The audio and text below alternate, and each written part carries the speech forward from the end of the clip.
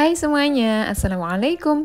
Seperti judulnya, hari ini aku mau share video food prep lagi ya teman-teman, karena ini emang udah waktunya buat ngisi kulkas yang udah kosong. Langsung aja ya, yang pertama ini kemarin aku beli lele setengah kilo teman-teman, tapi aku udah nggak inget harganya. Pokoknya total belanja mingguan aku kali ini adalah 207.000. Terus aku juga beli ayam teman-teman 1 kilo, cuma kemarin tuh aku lupa nggak bilang masnya request dada sama paha, akhirnya ini dibawain paha semua, tapi nggak apa-apa.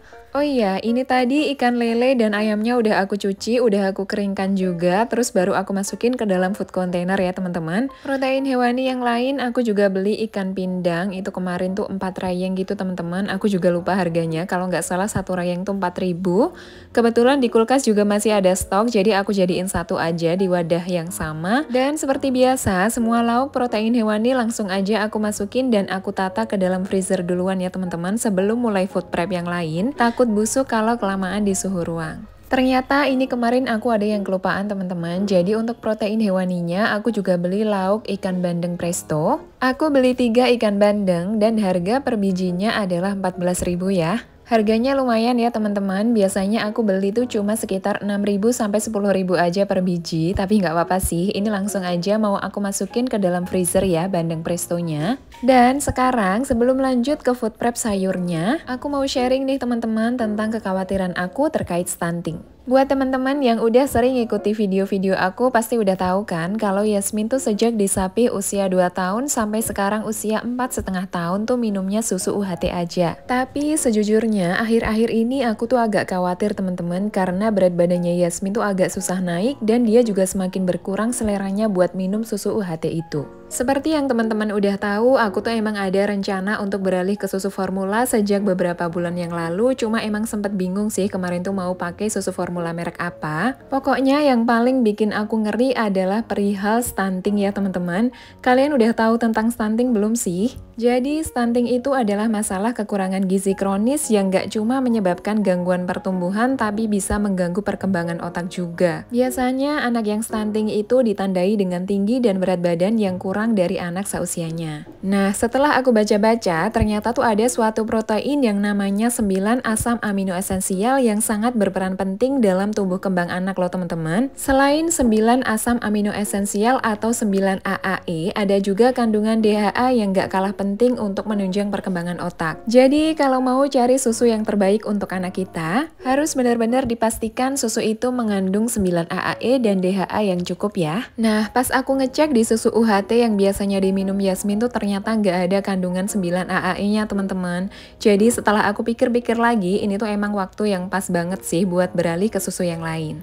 Nah, sekarang biar lebih yakin lagi, aku mau bandingin beberapa susu yang biasa kita temukan di minimarket, biar aku juga lebih yakin mau ngasih susu yang mana buat Yasmin. Ini ada Lactogro, Bebelac, Denkau, dan yang terakhir ada Frisian Flag Primagro. Seperti yang udah aku bilang tadi, sekarang tuh Yasmin umurnya 4,5 tahun ya teman-teman, jadi semua susu ini adalah susu untuk anak usia 4-6 tahun. Yang pertama, aku mau bandingkan kandungan asam amino esensialnya ya. Untuk Frisian Flag Primagro ini terdapat kandungan 9 AAE, untuk yang Denkau mengandung 8 AAE, Bebelac tidak dimention di packnya, dan yang merek Lactogro juga sama tidak dimention di packnya. Jadi terbukti ya teman-teman, yang paling tinggi kandungan AAE-nya adalah susu Frisian Flag Primagro 3 Plus ini. Lanjut yang kedua dari kandungan DHA-nya. Frisian Flag Primagro 3 Plus ini mengandung 17 mg DHA, untuk Denkau mengandung 5 mg DHA, Bebelac mengandung 9 mg DHA, dan yang terakhir Lactogro mengandung 12,7 mg DHA. Frisian Flag Primagro 3 Plus masih tetap lebih unggul ya. Kemudian untuk kandungan minyak ikannya, susu Frisian Flag Primagro 3 Plus mengandung 0,49% minyak ikan, untuk Denkau tidak disebutkan dan Bebelac juga sama tidak disebutkan. Yang terakhir Lactogro mengandung 0,15% minyak ikan. Frisian Flag Primagro masih lebih unggul ya. Nah, ada yang menarik nih teman-teman. Jadi di Frisian Flag Primagro ada kandungan asam sialat dan sphingomyelin, sementara di Denkau, Lactogro, dan Bebelac tidak ada. Kalau kata dokter anak, kandungan itu tuh bagus banget untuk otak, bisa untuk penyimpanan informasi, mendukung konsentrasi dan daya ingat. Selanjutnya untuk kandungan vitamin dan mineral. Frisian Flag Primagro mengandung 14 vitamin dan 9 mineral, Denkau 12 vitamin dan 7 mineral, Bebelac 14 vitamin dan 6 mineral. Dan yang terakhir, Lactogro mengandung 14 vitamin dan 9 mineral. Kali ini Lactogro dan Frisian Flag Primagro seimbang ya teman-teman. Setelah melihat perbandingan beberapa poin tadi udah jelas ya teman-teman, dan sekarang aku juga udah yakin sih mau ngasih susu yang mana buat Yasmin. Mulai sekarang aku yakin Yasmin akan berpindah ke susu Frisian Flag Primagro aja.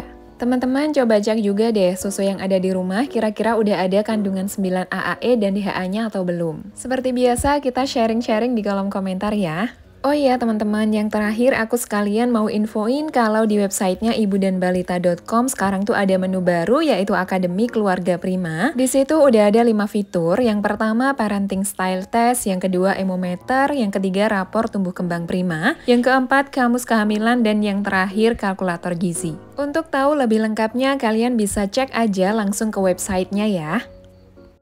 Alhamdulillah setelah ganti ke susu formula dari Frisian Flag Primagro 3 Plus yang rasa vanilla, Yasmin tuh ternyata doyan banget, bahkan dia tuh minta dibikinin terus-terusan gitu loh teman-teman. Sebagai ibu tentunya aku seneng banget ya karena nggak ada drama-drama dalam proses pergantian susu ini, alhamdulillah bersyukur banget.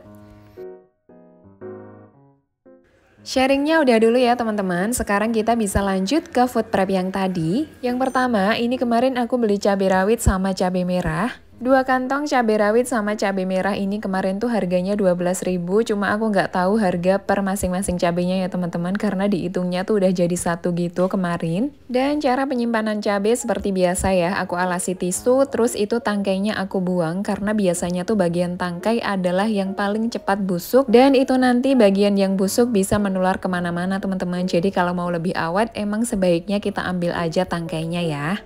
Cuma kalau emang lagi males cabutin tangkainya satu persatu nggak apa-apa sih, langsung aja dimasukin ke dalam kontainer dialasi tisu, tapi kita pastikan cabenya itu habis sebelum 1 minggu. Lanjut lagi, ini kemarin aku juga beli jamur kancing, ini tuh aku lupa harganya teman-teman, kalau nggak salah tuh 9.000. Dan biasanya untuk jamur kancing ini cara masaknya tuh aku tumis biasa aja bareng brokoli, itu enak banget. Dan kalau nggak salah pernah juga aku share di video aku sebelumnya, kalian bisa scroll aja ke bawah ya. Lanjut lagi, aku beli sayur sop yang udah satu set gitu, ini tuh harganya murah banget, cuma 3.000 udah lengkap, ada wortelnya, ada buncis, ada seledri, ada kentang, dan ada kubisnya juga. Kalau buat keluarga kecil aku yang isinya cuma 3 orang, 2 orang dewasa dan 1 balita, ini tuh cukup banget buat sehari. Tapi beda lagi ya, kalau mungkin anggota keluarga kalian tuh agak banyak, kayaknya segini tuh kurang, jadi kalian bisa beli 2 set atau 3 set gitu. Kita lanjut lagi ya teman-teman, ini kemarin aku juga beli bunga kol, tapi aku sama sekali nggak ingat ini harganya berapa. Dan cara penyimpanannya juga masih sama, kita taruh kontainer dan dialasi tisu dulu. Untuk menyimpan bunga kol biasanya aku langsung buang daunnya, terus aku langsung potong-potong gitu teman-teman, jadi siap masak. Oh iya, di beberapa video ketika aku food prep itu tuh selalu ada yang nanyain, ini tuh food prepnya pakai tisu apa. Jadi kita bisa pakai tisu biasa, bisa juga pakai tisu dapur ya teman-teman, cuma aku jelaskan kelebihan dan kekurangannya. Sepengalaman aku setelah cukup lama melakukan food prep, kalau kita pakai tisu biasa itu tuh tisunya jauh lebih cepat sobek dan jauh lebih cepat basah teman-teman. Sedangkan kalau kita menyimpannya pakai tisu dapur itu tuh lebih awet, menjaga kelembapan di dalam food containernya. Intinya sayuran tuh lebih awet kalau kita pakai tisu dapur teman-teman. Cuma kalau emang darurat nggak apa-apa sih pakai tisu biasa juga. Sebenarnya ada juga tisu yang bisa khusus kita gunakan untuk food prep, itu tuh tisu yang bisa dicuci jadi lebih awet dan lebih hemat tentunya. Cuma tisu kayak gitu menurut aku cocok untuk orang-orang yang rajin aja ya. Kalau buat aku pribadi kayaknya kurang cocok karena aku tipe yang kurang telaten aja untuk melakukan itu. Lanjut lagi ya teman-teman, itu tadi aku juga beli kacang panjang 2.000 aja dan langsung aku potong-potong karena rencananya mau aku masak dalam waktu dekat. Kalau rencananya kita mau masak kacang panjangnya baru 1 minggu kemudian atau agak lama, sebaiknya nggak usah dipotong-potong ya teman-teman, jadi kita simpan dalam keadaan utuh karena nanti biasanya di ujung-ujung bekas potongan itu akan menguning kalau kelamaan di dalam food container. Berikutnya tadi aku juga beli tauge, itu harganya cuma 3.000 teman-teman, alhamdulillah sebanyak itu. Dan ini masih juga sering jadi perdebatan cara penyimpanan tauge ya, karena biasanya banyak teman-teman tuh lebih prefer untuk menyimpan tauge di dalam air. Kalau aku tuh enggak teman-teman, jadi cukup aku alasi tisu aja kayak gitu, itu juga udah awet banget, bisa sampai 2 minggu di dalam kulkas. Jadi teman-teman, pertimbangan aku ya, setahu aku tuh kalau kita merendam sayuran terlalu lama, itu vitamin dan mineralnya tuh bisa ikut larut ke dalam air. Jadi kalau mencuci sayuran pun itu tuh sebenarnya nggak boleh lama-lama, setahu aku ya. Intinya kita pilih cara penyimpanan sayur yang paling aman dan yang paling nyaman buat kita ya teman-teman. Lanjut lagi, aku juga beli brokoli teman-teman kemarin. Ini 1 kilo harganya agak naik dibandingkan biasanya. Ini 1 kilo 24.000 tapi masih murah ya, alhamdulillah. Biasanya kalau beli brokoli itu bagian batangnya selalu aku buang, tapi minggu kemarin tuh aku nyobain kan bagian batangnya tuh aku kupas dan aku masak, ternyata enak banget. Jadi mulai sekarang kalau beli brokoli bagian batangnya jangan dibuang ya teman-teman, sayang banget karena ternyata itu enak banget loh dimasak. Pokoknya bagian batangnya kita kupas dulu sampai sisa yang warna hijau muda kayak gitu ya. Untuk bentuk potongannya sih terserah, kalau aku kayak gitu aja biar cepet ya. Cara penyimpanannya masih sama seperti sayuran yang lain, langsung aja dimasukin ke dalam kontainer dan dialasi tisu. Biasanya tiap kali aku share konten food prep kayak gini tuh juga masih ada yang nggak yakin emangnya beneran ya ini sayurannya bisa awet selama seminggu di dalam kulkas tanpa menguning. Jadi ini tuh beneran ya teman-teman, food prep tuh selain mempersingkat waktu memasak kita juga bisa sangat membantu kita untuk bisa memaksimalkan dalam penyimpanan sayur dan lauk ya. Cuma kita tuh emang harus hafal, ada beberapa sayuran tuh yang lebih cepat layu dan menguning, itu sebaiknya didulukan dalam proses memasak. Jadi misalnya kalau lagi food prep kayak gini, biasanya tuh aku lebih dulu masak sayur bayamnya, sayur kangkung, baru sawi. Kalau sayur yang lain bisa menyesuaikan ya teman-teman. Lanjut lagi, itu tadi aku beli tomat hijau harganya 3.000, udah aku masukin ke dalam food container dan aku alasi tisu juga. Terus aku juga beli jagung manis 2 buah tapi aku nggak inget harganya ya. Dan untuk lauk yang lain, ini kemarin aku beli tahu susu 2 bungkus, per bungkus tuh harganya 5.000 ya teman-teman. Untuk cara penyimpanannya langsung aja ditaruh di wadah, ini bisa kita ganti airnya. Tapi ini aku nggak ganti airnya ya teman-teman, karena rencananya langsung mau aku masak sore atau malam ini nanti. Dan ini ada yang ketinggalan, aku juga beli sawi, ini harganya cuma 2.000, alhamdulillah sebanyak ini. Sawinya langsung aku potong-potong aja biar lebih praktis, biasanya buat campuran masak mie instan gitu ya teman-teman, biar lebih cepat tinggal comot-comot aja, nggak usah potong-potong lagi. Sebenarnya aku tuh udah beli plastik ziplock buat nyimpen sayuran itu loh teman-teman, tapi karena ini ternyata kontainer aku masih banyak, jadi aku nyimpennya di kontainer aja. Jadi emang di beberapa food prep sebelumnya tuh aku sering banget kehabisan wadah ya teman-teman. Akhirnya aku beli lagi kan kontainer 1 set. Terus aku juga beli plastik ziplock, jadi sekarang tuh wadah banyak banget, tapi ternyata kebanyakan ya yang aku beli.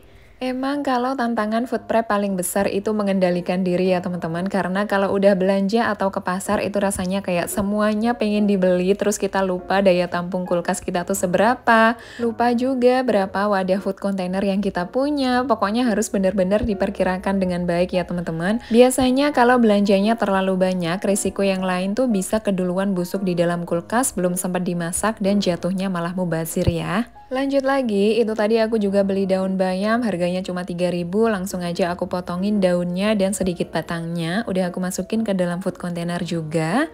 Terus aku juga beli terong 1 buah, tapi aku nggak inget harganya ya teman-teman. Itu nggak aku masukin ke dalam food container karena nanti mau aku simpan ke dalam kulkas bagian bawah aja. Yang terakhir aku beli bawang bombay dan bawang merah. Untuk cara penyimpanan seperti biasa ya, aku taruh di keranjang di suhu ruang aja. Dan alhamdulillah food prep hari ini selesai. Ini dia belanjaan aku kali ini teman-teman, 207.000 untuk 1 minggu, insya Allah cukup. Setelah ini aku mau lanjut tutup semua kontainernya dan langsung aku tata-tata ke dalam kulkas.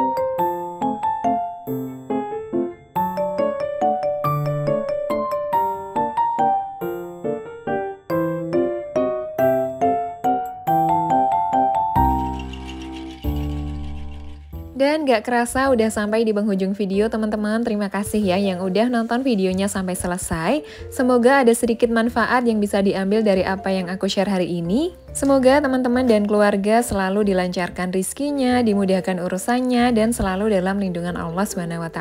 Amin. Seperti biasa, kalau kalian suka video ini, boleh ya bantu aku dengan cara like, subscribe, komen, dan share. Dan sampai ketemu di video selanjutnya. Wassalamualaikum.